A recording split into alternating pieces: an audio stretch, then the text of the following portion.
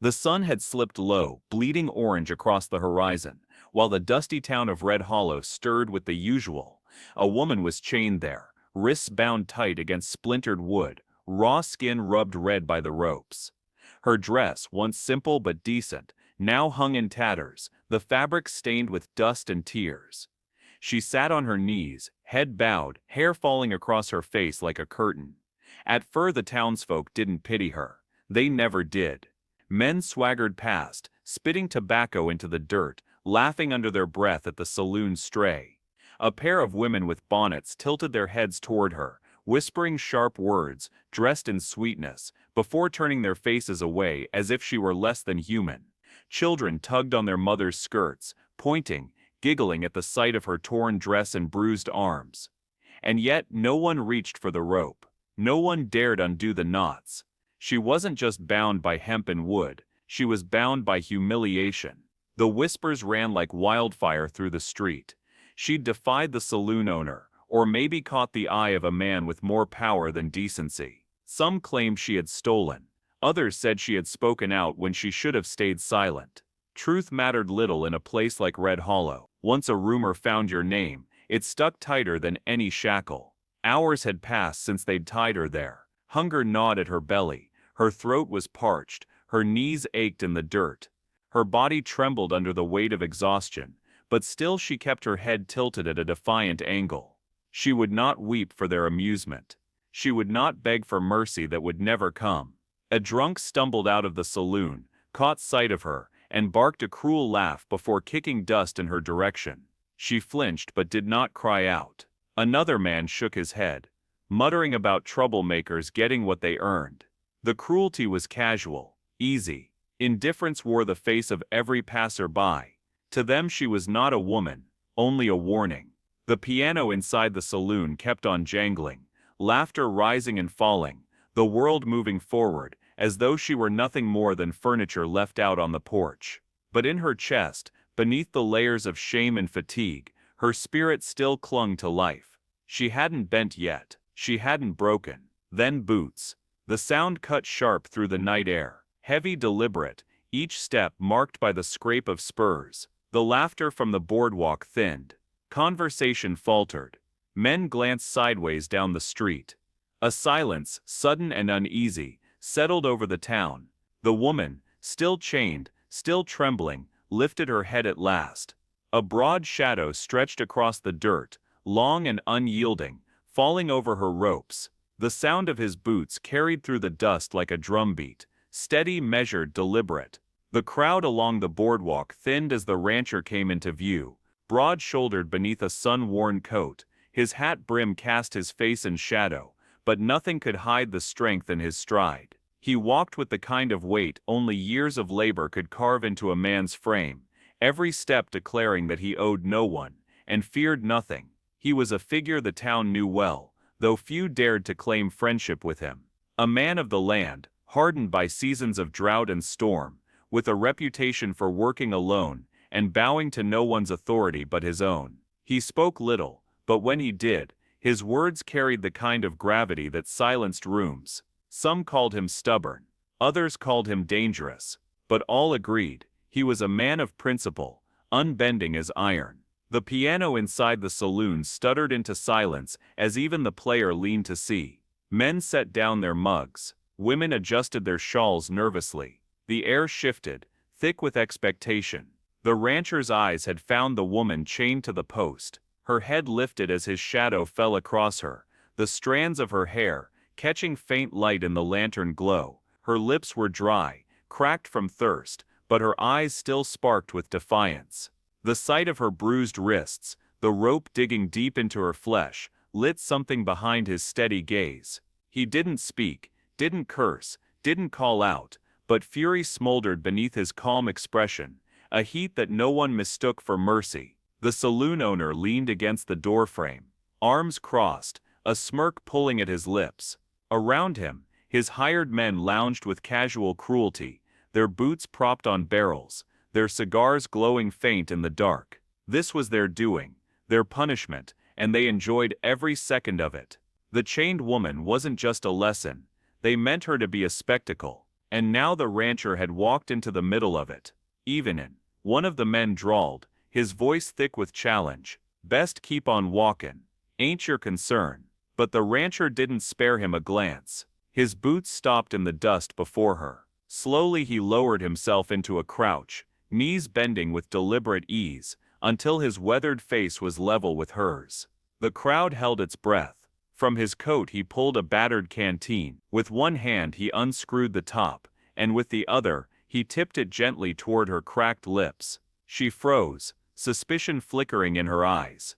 All her life, hands that reached for her had brought only harm, but the dry burn in her throat won out, and after a heartbeat's hesitation, she leaned forward. The water touched her lips, and her body betrayed her pride. She drank, trembling, gulping greedily, until she coughed, drops running down her chin. He didn't speak. He simply steadied the canteen, letting her drink as much as she dared. When she pulled back, panting softly, her eyes met his again. In them, for the first time in hours, there was something besides exhaustion. There was hope. The rancher studied the rope cutting into her wrists, the fibers rough with dried blood. His jaw tightened, and his hand dropped, brushing against the handle of the knife, strapped to his belt. The crowd stiffened. The saloon owner's smirk widened into something darker, as if daring him. Men shifted, hands twitching near holsters, waiting for the fool who would challenge the order of things.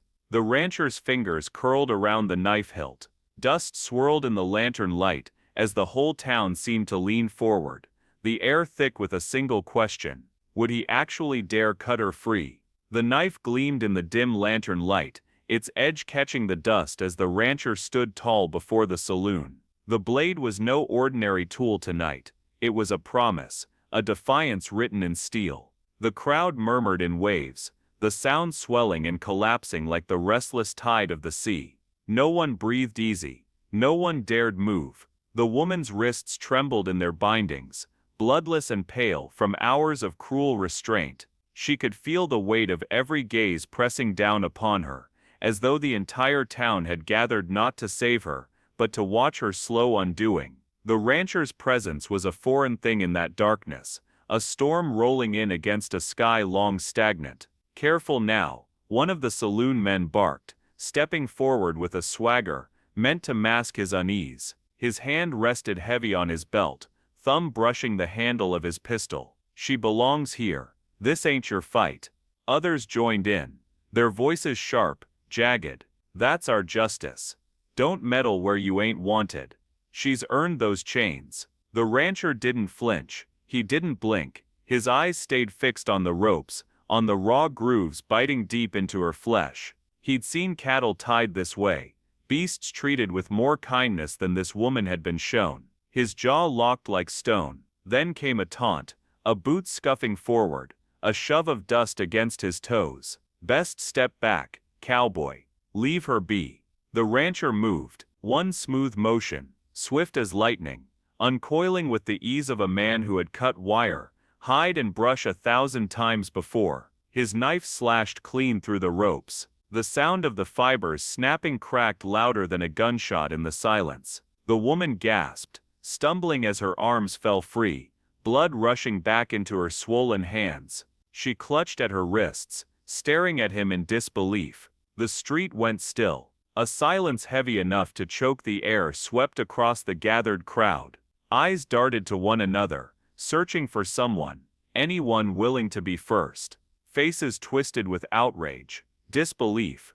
It wasn't just that he had freed her, it was that he had done it here, in the open, before their eyes, daring them to make something of it. "How dare you?" the saloon owner hissed, his smirk gone, replaced with venom. His men stiffened, hands hovering over holsters, twitching with nervous violence. The piano inside had long since gone mute, the air alive with only the creak of boards and the rustle of boots. The rancher sheathed his knife with deliberate calm. His body shifted forward, placing himself squarely between the freed woman and the mob. He didn't need to raise his voice.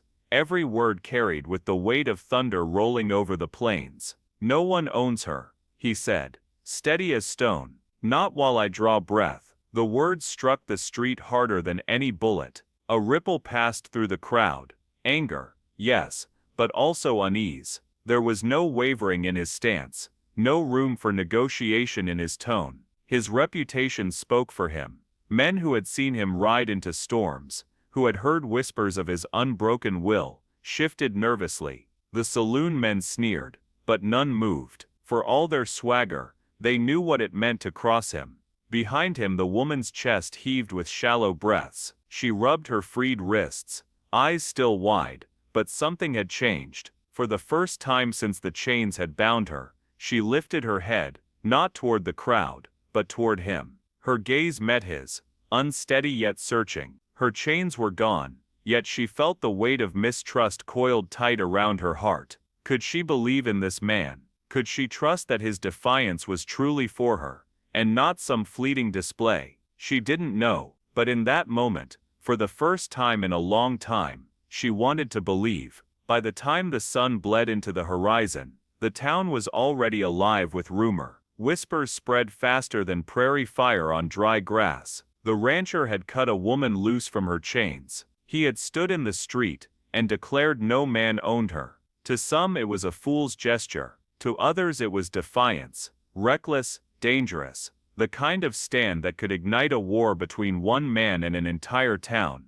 He's siding with a stray, men muttered over mugs of whiskey. Lost his damn mind. Mark me, he'll bring ruin down on his own head. By nightfall the gossip had hardened into something darker. The saloon owner, red-faced and puffed with rage, gathered his men. They spilled out into the street, lantern light flickering off steel buckles, polished spurs, and the dull gleam of pistols at their sides. The rancher was waiting, not hiding, not running, waiting. The woman stood near him, her wrists still raw, her frame weary from hours of torment. She clutched the borrowed blanket he had draped over her shoulders, shrinking under the weight of every stare. She could feel the words before they were spoken, each one slicing deeper than the ropes ever had. Filthy stray, saloon trash, not fit to walk among decent folk. The insults rained like stones. Her head lowered again, shame pressing heavy as chains. Maybe they were right. Maybe she was nothing more than the dirt beneath their boots. Her throat closed tight, but then boots scuffed against the dust, steady and sure. The rancher stepped forward. He didn't look at her. He didn't need to. His shadow fell long and sharp across the ground, and when he stopped, he stood between her and every venomous eye. The saloon owner's lip curled, his voice like a snake's hiss. You're playing with fire, rancher. Give her back, or you'll pay in blood. The rancher's hand rested loose near the butt of his revolver. He didn't draw. He didn't need to. His gaze swept across the mob like a cold wind through dead grass. If you want her, he said, his voice cutting the night sharper than steel, you'll go through me. He leaned forward, the silence afterward so deep it rang in their ears. And I don't reckon any of you got the steel for that. For a heartbeat, time held its breath. The piano inside the saloon had gone silent, the clink of glasses hushed, lantern flames wavered, shadows dancing across tense faces, hands twitched near holsters, the air thickened, heavy with the taste of gunpowder waiting to be born. One man shifted his weight, fingers brushing the grip of his revolver. The crowd braced, the woman gasped softly, but the rancher didn't move. He simply stared, steady, unbroken, the kind of stare that had made wolves slink back into the night. His reputation was a weapon sharper than his blade, heavier than any bullet. Men remembered whispers of him, how he had once stood down rustlers 3 times his number, how his word had never broken, how his temper, once stirred, burned hotter than hellfire. The would-be gunman faltered, his hand slid away from the holster. Another man muttered, stepped back, one by one, as if some invisible weight bore down on them. The mob began to shift, retreating in uneasy silence. No one wanted to test him. No one wanted to be the first to find out if his threat was more than words. The saloon owner spat into the dust, but even he knew when he was outmatched. His fury smoldered in his eyes, but his boots shuffled back into the lamplight. The street was still again, save for the slow, steady breathing of the rancher, and the trembling sigh of the woman at his back. He hadn't fired a shot, he hadn't drawn steel, and yet he had won. The town square lay heavy with silence, broken only by the faint creak of lantern chains swaying in the night wind. Dust hung in the air, a reminder of the tension that had nearly boiled into blood. The saloon men had retreated, but the crowd still lingered, hungry for spectacle, unwilling to turn away. The rancher stood unmoving, boots planted firm in the dirt, a fortress of resolve. The woman hovered a step behind, her raw wrists pressed against the blanket he had given her. She tried to shrink into shadow, to disappear, but there was no hiding. Every eye was on her, every whisper sharpened like a knife, and then the unthinkable happened.